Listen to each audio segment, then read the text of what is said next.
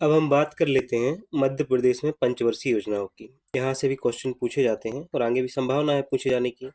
तो इसको भी आपको तैयार करके जाना है और हम बहुत शानदार तरीके से देखने वाले हैं। वीडियो को जल्दी से लाइक करो, है ना, और अपने दोस्तों में शेयर करो। साथ ही चैनल पर नए हो तो चैनल को सब्सक्राइब कर लिया करो। देखो, जब भी टॉपिक शुरू होता है ना नया, इसकी हम जानकारी इसलिए भी दे देते हैं आपको कि आपको इतना वैल्यूएबल कंटेंट मिल रहा है, इतना शानदार कंटेंट आपको मिल रहा है, तो कम से कम आप भी तो हमारे लिए एक लाइक कर ही सकते हो ना। ठीक है, वीडियो में आगे बढ़ते हैं और शुरू करते हैं वीडियो को। इस टॉपिक को शुरू करते हैं। भारतीय योजना आयोग की सिफारिश पर मध्य प्रदेश में 24 अक्टूबर 1972 को एक अधिसूचना जारी करके मध्य प्रदेश योजना मंडल का गठन किया गया। किसका? मध्य प्रदेश योजना मंडल का गठन कब किया गया? 24 अक्टूबर 1972 को। 24 अक्टूबर 1972 को मध्य प्रदेश योजना मंडल का गठन किया गया और राज्य के मुख्यमंत्री योजना मंडल के पदेन अध्यक्ष होते थे। तो जो राज्य के मुख्यमंत्री होते हैं वो जो योजना मंडल था उसके पदेन अध्यक्ष होते थे। राज्य योजना मंत्री इसके उपाध्यक्ष होते थे। कौन? जो राज्य का योजना मंत्री होता था वो उपाध्यक्ष होता था इसके सीधे। योजना मंडल के प्रथम अध्यक्ष तत्कालीन मुख्यमंत्री प्रकाश चंद्र सेठी बनाए गए। तो उस समय जो मुख्यमंत्री थे ना, वो थे प्रकाश चंद्र सेठी, और उपाध्यक्ष डॉक्टर दयाराम नाग को बनाया गया। किसको?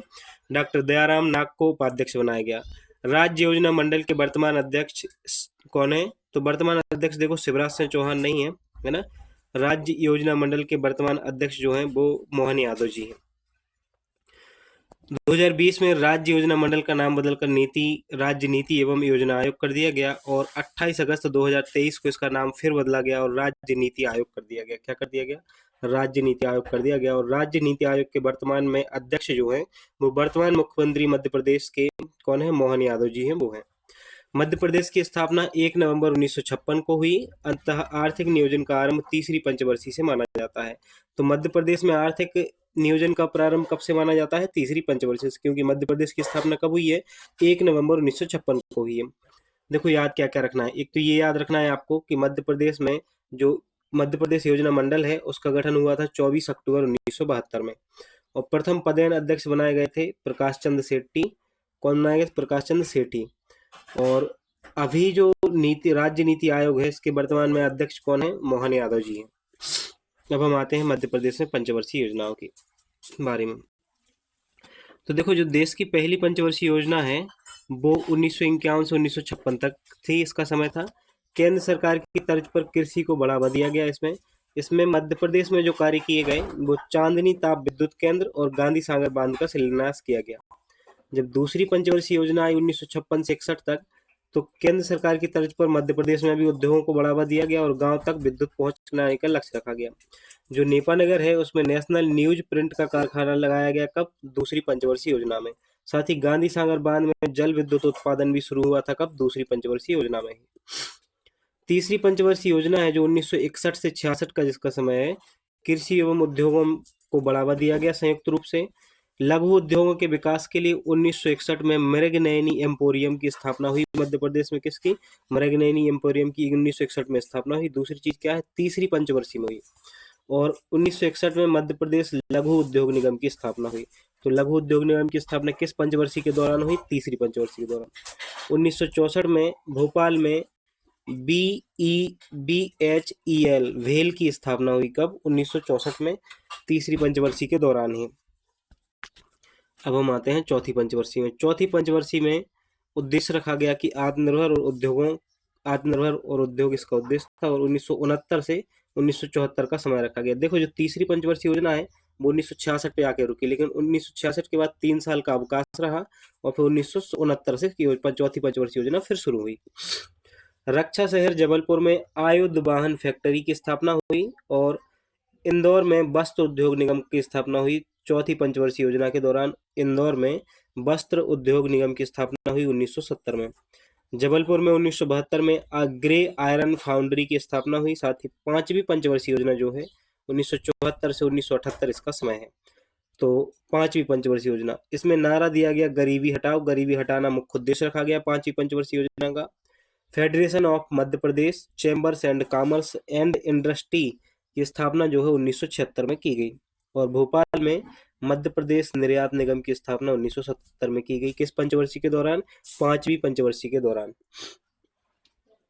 जब छठी पंचवर्षीय आई 1980 से 1985, 1980 से 1985, देखो 1978 में पांचवी पंचवर्षीय योजना पर समाप्त हुई थी, लेकिन जो छठी पंचवर्षीय योजना है वो 1980 से प्रारंभ हुई है। 2 साल का योजना अवकाश रहा है। जो छठी पंचवर्षीय योजना है इसमें सिंचाई और विद्युत उत्पादन अवनालिका प्रदन को रोकने के लक्ष्य रखा गया। किसका योजना अवकाश के बाद जो छठी पंचवर्षीय योजना शुरू हुई? सातवीं पंचवर्षीय योजना का कार्यकाल 1985 से 90 है। कितना है? 1985 से 90। और सिंचाई बाढ़ नियंत्रण विद्युत को प्राथमिकता दी गई इसमें। 1987 में विंध्याचल ताप विद्युत केंद्र सिंगरौली जो है वो रूस की सहायता से स्थापित किया गया। 1987 में विंध्याचल ताप विद्युत केंद्र सिंगरौली में रूस की सहायता से स्थापित किया गया। और 1988 में एनएफएल की प्रथम यूनिट विजयपुर में प्रारंभ की गई। 1989 में भोपाल कोच फैक्ट्री की स्थापना हुई। किस पंचवर्षीय के दौरान? सातवीं पंचवर्षीय के दौरान। और आठवीं पंचवर्षीय 1992 से 1997 तक का समय है इसका। विद्युत पर सर्वाधिक प्राथमिकता दी गई। उमरिया जिले में संजय गांधी ताप विद्युत केंद्र की स्थापना हुई आठवीं पंचवर्षीय के दौरान। नौवीं पंचवर्षीय जो है 1997 से 2002 का समय है। कृषि और समाज सेवा पर बल दिया गया इसमें।